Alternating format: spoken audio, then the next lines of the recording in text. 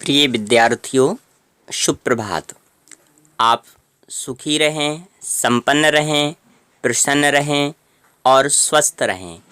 इन्हीं शुभकामनाओं के साथ आरंभ करते हैं आज की क्लास। कल आपने जाना था औपचारिक पत्र का प्रारूप 1 और इसमें आपने जाना था कि हम औपचारिक पत्रों को किस प्रकार से लिखते हैं, औपचारिक पत्र क्या होते हैं तथा इनकी भाषा शैली कैसी होनी चाहिए। आज हम चर्चा करने जा रहे हैं औपचारिक पत्र के प्रारूप 2 तथा अनौपचारिक पत्रों के बारे में। तो आपने जाना था कि जो औपचारिक पत्र होते हैं उनमें हमें किसी भी प्रकार की भावनात्मक शैली का प्रयोग नहीं करना होता है। उसमें जो तथ्य होते हैं उन्हीं को दर्शाना होता है। और आज हम जानेंगे कि जो अनौपचारिक पत्र होते हैं इनकी लेखन की शैली अलग है, लेकिन फिर भी आज हम आपको बताएंगे औपचारिक पत्र का एक दूसरा प्रारूप। कल के प्रारूप में आपने जाना था कि हम सेवा में लिखने के बाद अपना विषय लिखते हैं, संबोधन करते हैं, विवरण देते हैं और बात को समाप्त कर देते हैं। अंत में हम प्रार्थी या आपका आज्ञाकारी या भवदीय ऐसा कुछ लिख देते हैं। लेकिन आज के पत्र में कुछ नहीं है, बस जो दूसरा प्रारूप है थोड़ा सा ही बदलाव है। करना बस इतना है कि आपको सेवा में लिखने के पहले आपको करना क्या है, दिनांक लिखना है। दिनांक के बाद ऊपर सबसे ऊपर आपको पत्र भेजने वाले का पता लिखना है। पत्र भेजने वाले का पता से मतलब है कि आपको, अगर आप पत्र भेज रहे हैं तो आपको अपना पहले पता लिख देना है। जैसे कि इसमें मैंने एक पता लिख रखा है 53 निरंकारी कॉलोनी, दिल्ली। इसके बाद जगह छोड़नी है आपको, एक लाइन आप छोड़ दीजिए। उसके बाद दिनांक लिखिएगा इस तरह जैसा कि इसमें लिखा हुआ है, दिनांक 21 अप्रैल 2000। मैंने इसको डॉट कर दिया, ब्लैंक कर दिया है। इसके बाद क्या है कि आपको लिखना है सेवा में श्रीमान संपादक, दैनिक हिंदुस्तान, केजी मार्ग, नई दिल्ली। अब इसके बाद आपने विषय लिख दिया संवाददाता के लिए आवेदन पत्र। और ये जो पत्र आपको लिखना है ये क्या है कि दैनिक हिंदुस्तान में संवाददाता के लिए आवेदन पत्र आपको लिखना है। तो आपने सबसे पहले क्या कर दिया था इसमें कि ये प्रेषक यानी पत्र भेजने वाले का आपने पता लिखा, जो आपका पता है। मान लीजिए कि आपको ही नौकरी चाहिए है और आप ही दैनिक हिंदुस्तान में संवाददाता के लिए अपना आवेदन पत्र लिखना चाहते हैं। तो सबसे पहले आपको अपना पता लिख लेना है, जैसा कि इसमें हमने आपको बताया है। इसके बाद आपको दिनांक लिख लेनी है। इसके बाद आपका जैसा फॉर्मेट है, जैसा कि पिछला फॉर्मेट था आपका सेवा में, तो देखिए सेवा में आपने लिखा। इसके बाद आपने पद का नाम लिखा, पद का नाम श्रीमान संपादक। इसके बाद आपने स्थान लिखा दैनिक हिंदुस्तान, केजी मार्ग, नई दिल्ली। अब आपने विषय लिखा, जैसे कि कल आपने लिखा था, तो विषय लिख दिया आपने संवाददाता के पद हेतु आवेदन पत्र। और आपने यहाँ संबोधन भी कर दिया महोदय। जैसा कि मैंने कल आपको बताया था कि अगर महिला है तो महोदया और जेंट्स है, कोई पुरुष है तो महोदया। अब इसके बाद आपने अपनी बात यानी जो आपका विवरण है वो आपने लिखा दिनांक 20 अप्रैल 2020 को प्रकाशित दैनिक हिंदुस्तान के अंक में आपके द्वारा संवाददाता के पद हेतु विज्ञापन दिया गया था।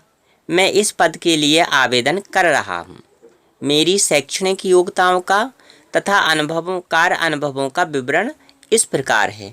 याद रखिएगा कि जब भी आप कभी कोई नौकरी का आवेदन पत्र लिखते हैं तो दूसरे अनुच्छेद में यानी सेकंड पैराग्राफ में आपको अपनी शैक्षणिक जो योग्यताएं हैं उनका विवरण देना पड़ता है। तो जैसे कि इसमें मैंने आप लोगों को जो शैक्षणिक योग्यताएं हैं उसके बारे में आप देख लीजिएगा। इसमें लिखा है कि जो शैक्षणिक योग्यता है यानी जो उसकी एजुकेशनल जो डिग्री हैं वो क्या हैं, क्वालिफ़िकेशन जो है उसकी वो क्या है। तो ये पहला लिखा हुआ है बनारस हिंदू विश्वविद्यालय से वर्ष 2000 में हिंदी साहित्य में स्नातक की उपाधि।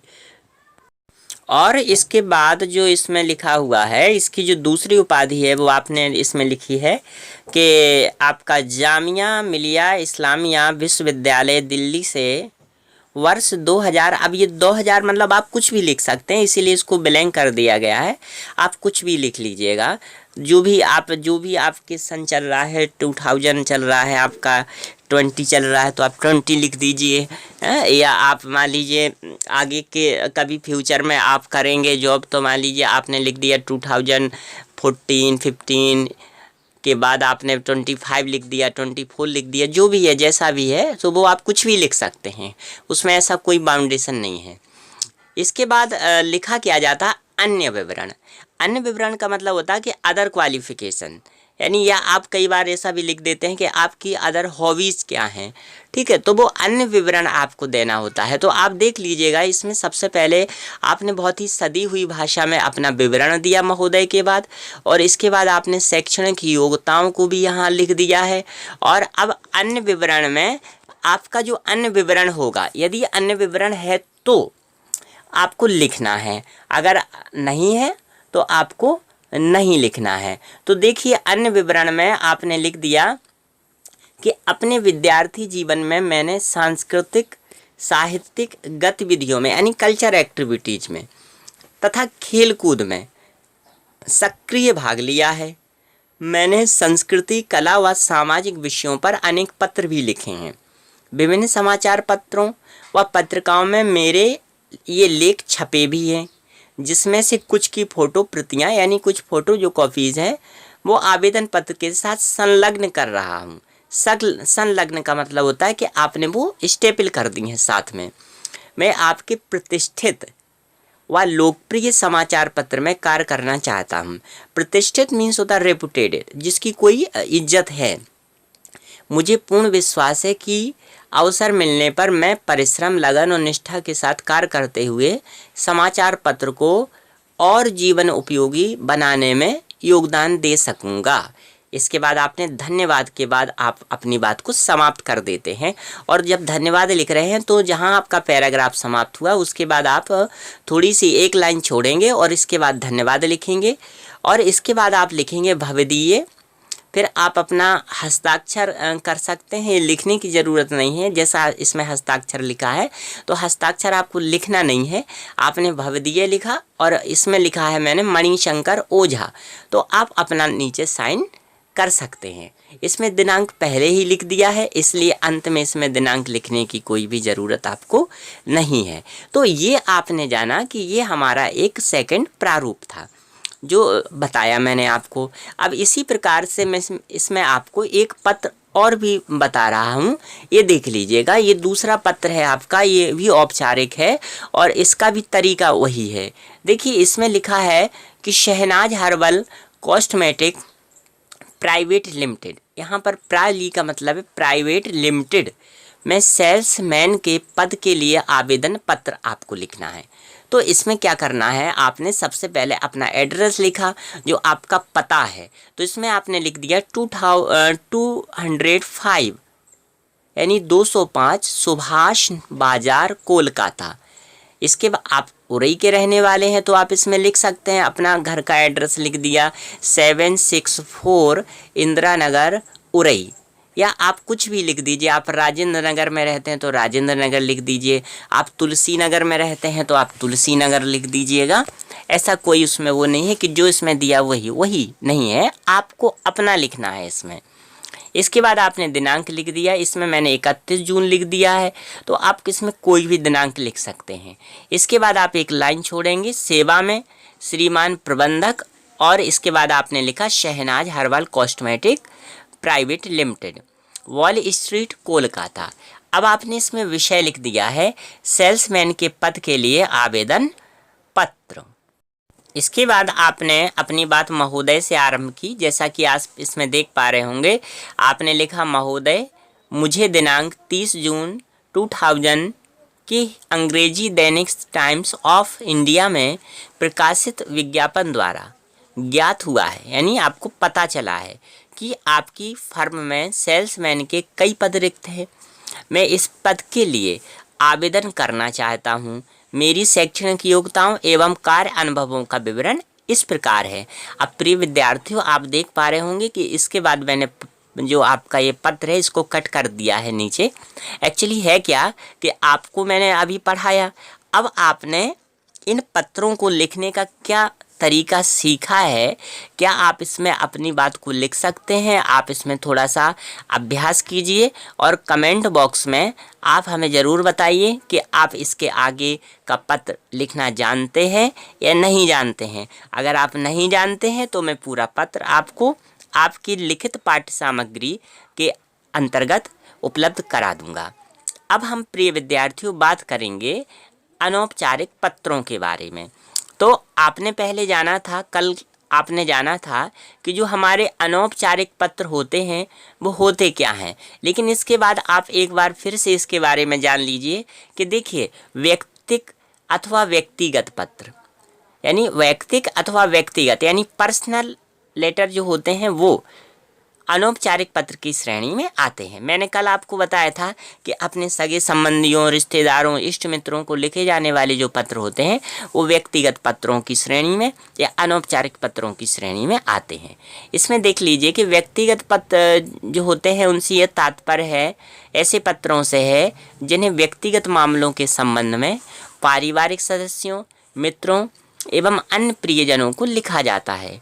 हम कह सकते हैं कि व्यक्तिगत पत्र का आधार व्यक्तिगत संबंध होता है। ये पत्र हृदय की वाणी का प्रतिरूप होते हैं। अनौपचारिक पत्र अपने मित्रों, सगे संबंधियों एवं परिचितों को लिखे जाते हैं। इसके अंतर्गत सुख, दुख, शोक, विदाई तथा निमंत्रण आदि के लिए पत्र लिखे जाते हैं। इसलिए इन पत्रों में मन की भावनाओं को प्रमुखता दी जाती है।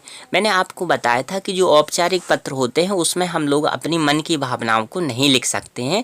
उसमें जो वास्तविकता है, जो तथ्य है, केवल उसी को लिखा जाता है। लेकिन इसमें आपको ये छूट रहती है कि इसमें आप अपने मन की भावनाओं को भी लिख सकते हैं। और इसमें है कि प्रमुखता दी जाती है और औपचारिकता को नहीं। औपचारिकता नहीं यानी फॉर्मेलिटी नहीं है, इसके अंतर्गत पारिवारिक व निजी पत्र आते हैं। अब मैं आप लोगों को इसके जो प्रारूप है आपका अनौपचारिक पत्र का, उसके बारे में आपको बताऊंगा।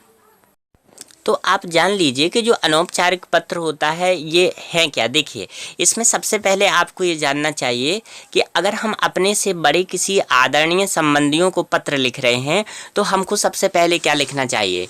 प्रशस्ति। प्रशस्ति का मतलब होता है कि आपने पत्र में शुरुआत में जो लिखा, जैसा कि आपने प्रशस्ति औपचारिक पत्र में लिखा था सेवा में, तो यहाँ आपको लिखना पड़ता है आदरणीय, पूजनीय, पूज्य, श्रद्धेय।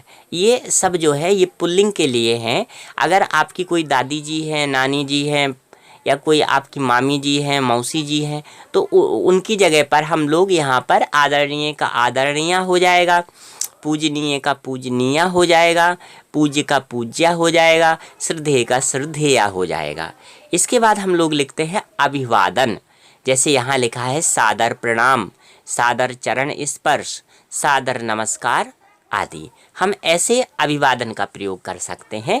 जब हम लिख लेंगे आदरणीय, आपने लिखा आदरणीय दादाजी, नीचे आपने लिखा सादर प्रणाम या सादर चरण स्पर्श या सादर नमस्कार।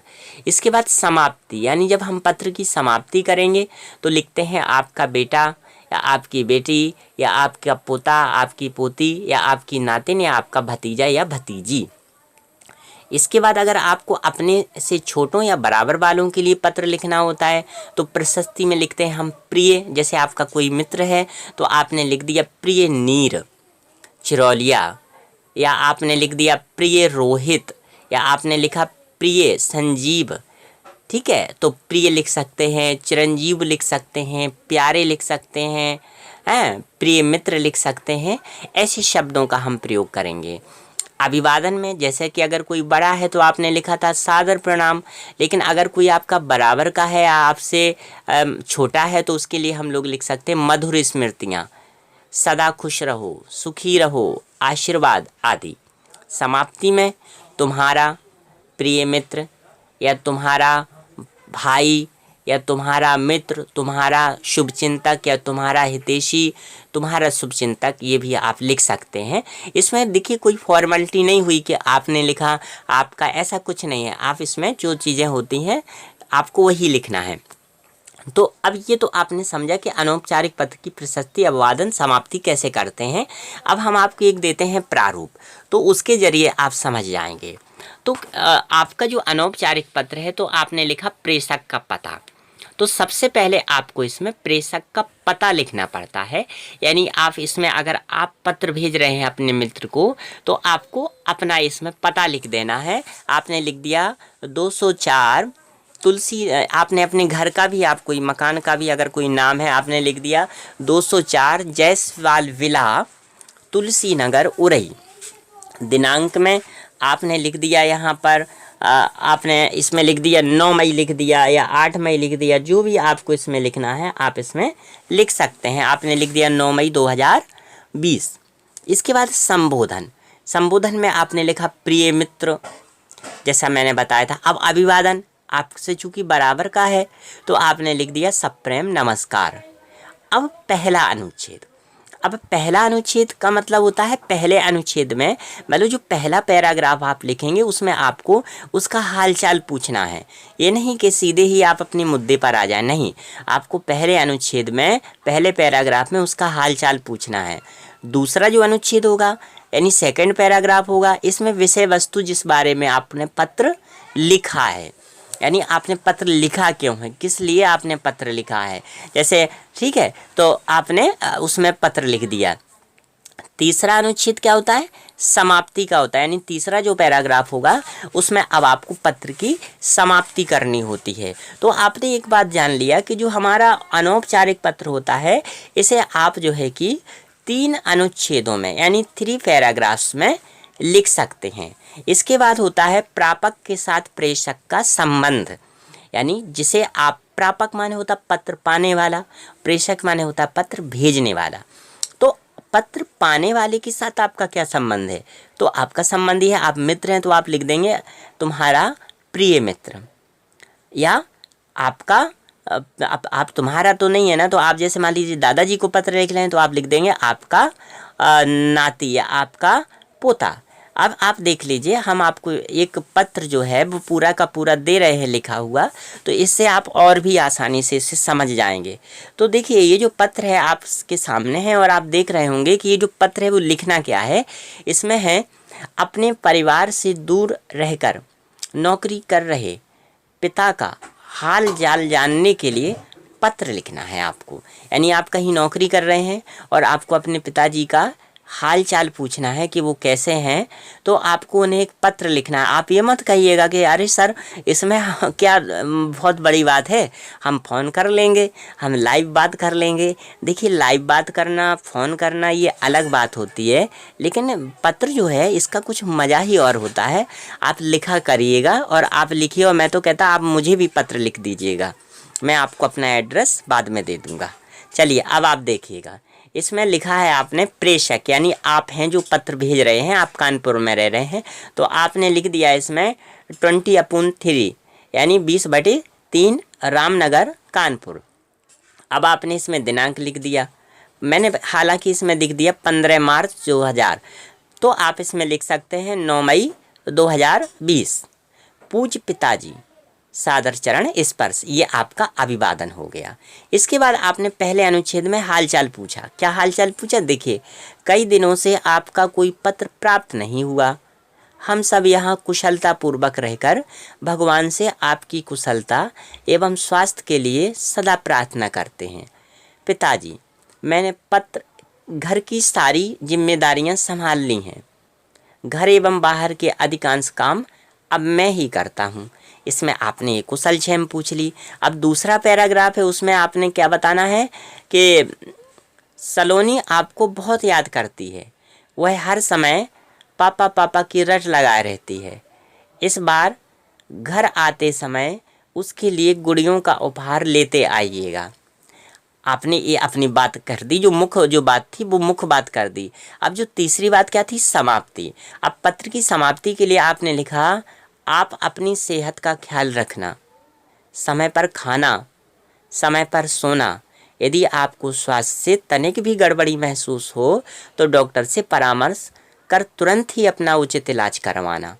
आपने ये पत्र की समाप्ति कर दी। देखिए इसमें भावनाएं हैं, आप देख पा रहे हैं, आपकी फीलिंग नज़र आ रही है। इसके बाद क्या है कि आपके पत्र के जवाब के इंतजार में आपका पुत्र विजय मोहन। तो आपने ये जाना। तो प्रिय विद्यार्थियों, आपने अभी जाना अनौपचारिक पत्रों के बारे में। तो मुझे उम्मीद है कि आपको औपचारिक और अनौपचारिक पत्रों से ज़रूर लाभ मिला होगा और आप इसे अच्छे से सीखेंगे, लिखने का अभ्यास भी करेंगे। और आपने ये जान ही लिया है कि औपचारिक पत्रों में हमको अपनी ही बात करनी होती है, जो मुद्दा होता है उसी को दिखाना होता है। और आपके जो अनौपचारिक पत्र हैं, आप इसमें जो है कि अपनी भावनाओं का प्रयोग करते हैं। तो मुझे उम्मीद है कि आप लोगों को इससे ज़रूर लाभ मिला होगा। मैं आपको जल्दी ही अगला टॉपिक लेकर आऊँगा। तब तक आप स्वस्थ रहिए, सुखी रहिए, प्रसन्न रहिए और घर में रहिए, घर से बाहर बिल्कुल मत निकलिए। धन्यवाद।